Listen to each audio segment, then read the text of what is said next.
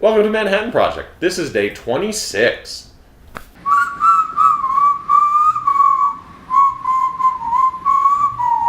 So earlier today, I saw Goon 2 at this new movie theater that I've actually never been to before. It's definitely not new, but it's new to me. Check out the footage. So I'm here at Cinema Village, which I've never been to before, but they have like an old school marquee, which is awesome, down here on 12th Street. So yeah, right on. So Goon 2, Last of the Enforcers, stars Seann William Scott reprising his role from the 2012 original. A goon is basically a guy that joins a hockey team in the NHL just to beat up players on the court, or on the ice rather, from the other team / protect the players from your team against the goon. They don't really do much stuff with the puck. So basically a big, brawling, tough guy. But it's a comedy. The first one was written by Jay Baruchel. This one is actually directed by him, the actor, you know. It's his directorial debut, which is kind of cool. Take a look at the trailer. This is big shit, Doug. I know it is. He's gone! Are you ready to go extinct? What are you, like 15 years old? I don't have to fight you. Yeah, you do. I'm not ready to go extinct. I need to protect my team. Highlanders need you. The Highlanders are still here! The Highlanders are here! Highlanders!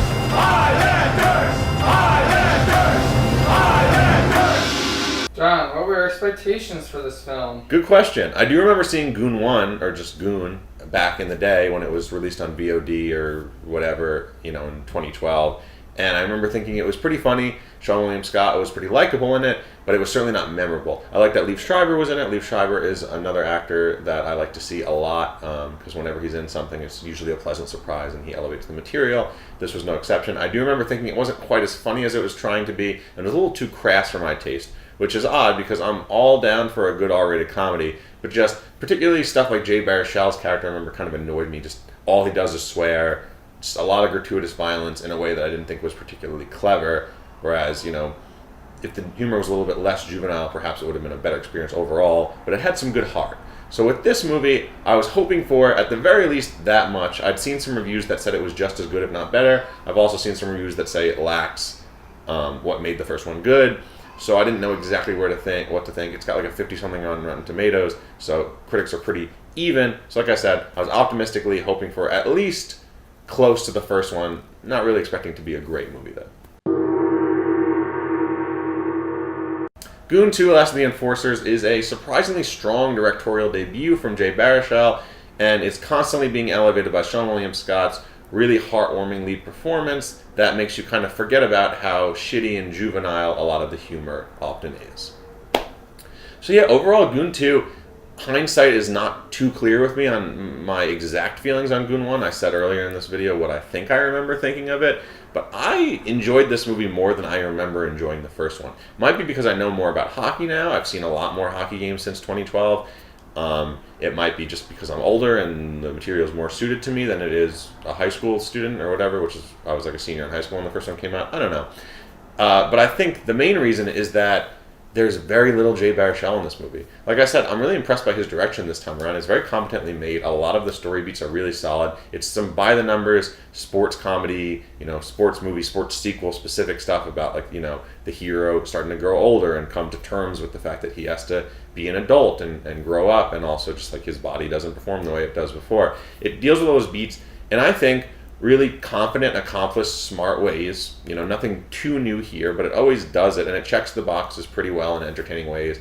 And since he's behind the camera, you don't get his ridiculously annoying character, who's like Doug is the main character, is Seann William Scott, his friend, that Jay Baruchel plays. He's in like 2 or 3 scenes in this film, and he's just as obnoxious as I remembered him from the first one. Totally unfunny, unfortunately. It's like dog shit stuffed into fucking ice skates, but motherfucker can still bang. I think Jay Baruchel is a funny performer, but not having him in here actually just took the obnoxious factor and brought it all the way down.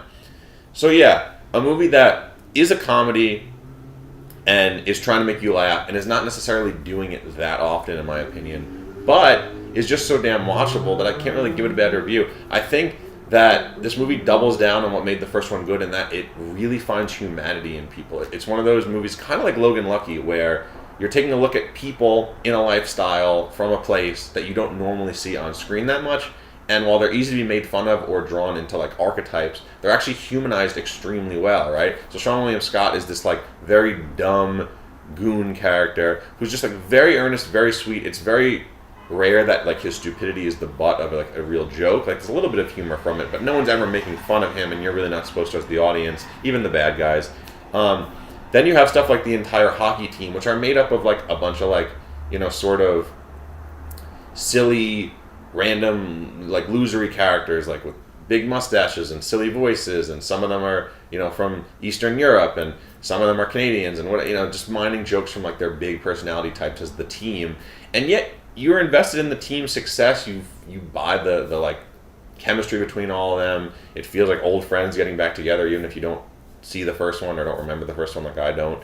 And then finally, the thing that surprised me the most about this movie, that I think was just like, you know, surprisingly nuanced and kind of unnecessary, to be honest, but it worked, was the sort of dark storyline with the villain character here. We have Wyatt Russell, the dude that's been in like a billion things, like Black Mirror, and Everybody Wants Him, that Richard Linklater movie, and he's just going to be in a bunch of more stuff next year. He's one of those guys that's in everything. He was in Ingrid Goes West. But it's him and his father, their relationship. His father owns the team that Seann William Scott's character plays for, and then he joins that team.